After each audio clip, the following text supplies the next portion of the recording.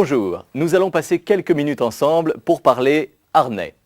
Nous ne dirons pas tout, loin de là, mais j'espère que ce sera l'occasion pour vous d'approfondir la question en groupe. Le harnais est indispensable pour tout travail en hauteur au-dessus de 3 mètres, en dehors des protections. Son efficacité a été prouvée à maintes reprises. Il sert à retenir la victime en minimisant le plus possible les dommages qui peuvent être causés par l'arrêt brutal de la chute. Ce sont les cuisses et le bassin qui encaissent le choc. Mais pour que le harnais soit efficace, il faut l'utiliser correctement. Un exemple, il vaut mieux accrocher la longe en haut plutôt qu'en bas si l'on ne veut pas rallonger bêtement sa chute. Donc, 2 points essentiels pour être sûr de s'en tirer en cas de chute. Premièrement, bien mettre le harnais. Deuxièmement, bien l'accrocher. Premier point, bien mettre le harnais.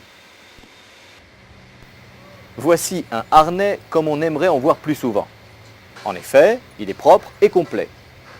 Ses bretelles, ses cuissards, ses sous-fessières d'une couleur différente des bretelles,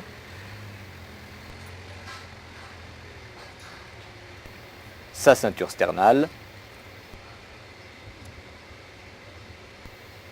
son point d'accrochage, sa longe. On vérifie toujours son harnais avant de le mettre. État des sangles, des coutures, de la longe. Comment le mettre? Voici la démonstration. Il faut bien sûr mettre complètement le harnais sans oublier le cuissard. Il doit être ajusté au mieux afin qu'il ne gêne pas les mouvements de travail et qu'il ne soit pas flottant.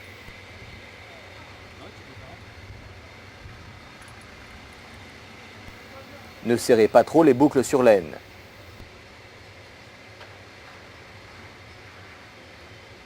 Les bretelles doivent coller au torse.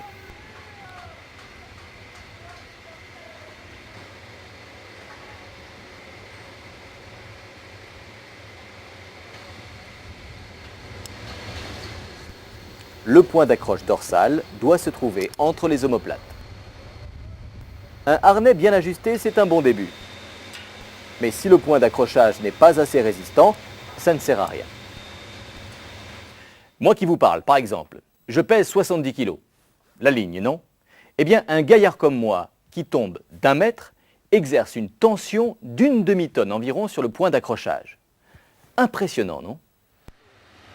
Alors, ne vous accrochez jamais à une petite tuyauterie, ni à une échelle, bien sûr.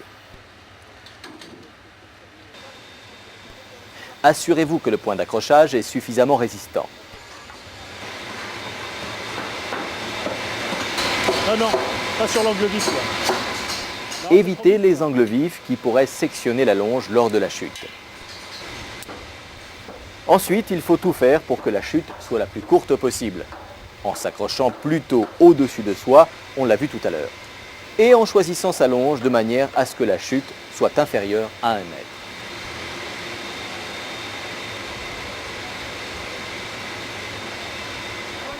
Pas de longe autour du cou avant de vous accrocher, bien sûr. C'était lors de la construction du stade de Nîmes. On construisait les charpentes métalliques, enfin les gradins disons. Et c'était l'hiver, il y avait du givre sur les fermes. Et on est monté dessus de bonne heure le matin. J'ai glissé, j'avais le harnais, on l'avait attaché, on avait mis une ligne de vie quoi. La veille justement. Et ça a bien servi quoi. J'avais à peu près 1,50 m de corde quoi. Je suis tombé de 9 mètres. Enfin si je ne l'aurais pas, je crois que je ne serais pas ici aujourd'hui. Un mot sur les stop-chutes. Les stop-chutes à enrouleur doivent être pratiquement verticaux pour fonctionner. Au-delà de 20 degrés d'inclinaison, comme ici, ça ne marche plus. Il faut l'accrocher plus haut. Certains stop-chutes sont dits absorbeurs. Pour amortir le choc de l'arrêt de la chute, une partie se découle, ce qui a pour effet d'allonger le système. On a donc l'air fin si la longueur finale est supérieure à la hauteur du poste de travail. Pour cette raison, on doit prévoir une hauteur et une largeur minimale sous le poste de travail. Un conseil, prenez de la marge. Pour terminer, n'oubliez pas que l'utilisation du harnais doit rester l'exception. Des protections collectives existent. Essayez à présent de vous souvenir d'événements auxquels vous avez assisté concernant des incidents sur des travaux en hauteur hors protection collective. Quelles étaient les causes de ces incidents? C'est le moment d'en parler avec vos responsables, avec vos collègues. La sécurité, c'est aussi la discussion, non?